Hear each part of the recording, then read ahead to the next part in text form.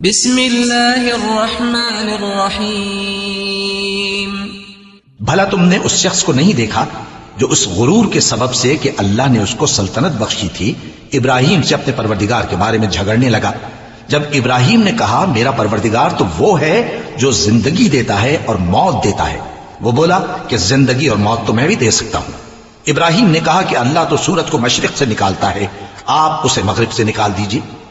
یہ سن کر وہ کافر ہکا بکا رہ گیا، اور اللہ بے انصافوں کو ہدایت نہیں دیا کرتا۔ یا اسی طرح اس شخص کو نہیں دیکھا جس کا ایک بستی پر جو اپنی چھتوں پر گری پڑی تھی گزر ہوا، تو اس نے کہا کہ اللہ اس کے باشندوں کو مرنے کے بعد کیوں کر زندہ کرے گا؟ تو اللہ نے اس کی روح قبض کر لی اور 100 برس تک اس کو مردہ رکھا، پھر اس کو جلا اٹھایا اور پوچھا تم کتنا عرصہ مرے پڑے رہے ہو؟ اس نے جواب دیا کہ 1 دن یا اس سے بھی کم۔ اللہ نے فرمایا نہیں بلکہ 100 برس مرے رہے ہو، اور اپنے کھانے پینے کی چیزوں کو دیکھو کہ اتنی مدت میں مطلق سڑی بسی نہیں، اور اپنے گدھے کو بھی دیکھو جو مرا پڑا ہے۔ غرض ان باتوں سے یہ ہے کہ ہم تم کو لوگوں کے لیے اپنی قدرت کی نشانی بنائیں، اور ہاں گدھے کی ہڈیوں کو دیکھو کہ ہم ان کو کس طرح جوڑے دیتے اور ان پر کس طرح گوشت پوست چڑھائے دیتے ہیں۔ جب یہ واقعات اس کے مشاہدے میں آئے تو بول اٹھا کہ میں یقین کرتا ہوں کہ اللہ ہر چیز پر قادر ہے۔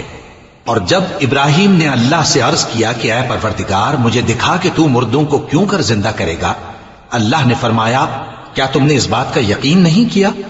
انہوں نے کہا کیوں نہیں، لیکن میں دیکھنا اس لیے چاہتا ہوں کہ میرا دل اطمینان کامل حاصل کر لے۔ فرمایا کہ 4 پرندے لے لو، پھر ان کو اپنے سے ہلا لو اور ان کے ٹکڑے ٹکڑے کر دو، پھر ان کا ایک ایک ٹکڑا ہر ایک پہاڑ پر رکھ دو، پھر ان کو بلاؤ تو وہ تمہارے پاس دوڑتے چلے آئیں گے، اور جان رکھو کہ اللہ غالب ہے، صاحب حکمت ہے۔ سبسکرائب کیجئے ہمارے چینل اور دبائیے بیل کا آئیکن تاکہ آپ کو ریگولر نوٹیفیکیشن اپڈیٹس مل سکے۔